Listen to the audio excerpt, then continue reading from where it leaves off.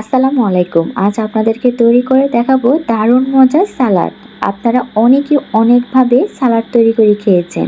এভাবে সালাদ তৈরি করে খেলে সারা জীবন মুখে লেগে থাকবে, আর কাউকে বানিয়ে খাওয়ালে আপনার প্রশংসা করতে থাকবে। এতটা মজার হবে এই সালাদ।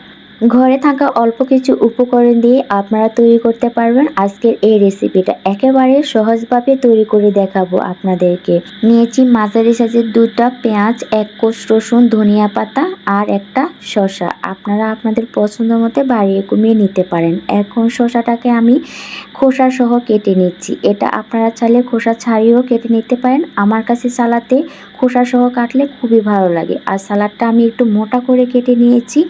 আর 1 কাপ পেঁয়াজটা আমি একটু মোটা করে কেটে নিয়েছি। দিয়ে দিব কুচি করা ধনিয়া পাতা আর একটা রসুন ভালো করে আমি কুচি করে নিয়েছি।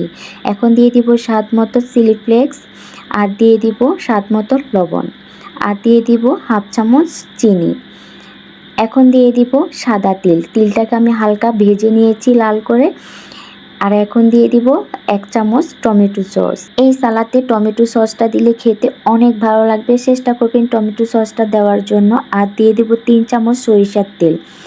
এখন নেড়েচেড়ে ভালোভাবে মিশিয়ে নিচ্ছি। এই সালাদটা যারা একবার খাবেন তারা প্রেমে পড়ে যাবেন, এতটা মজার হয়ে থাকে।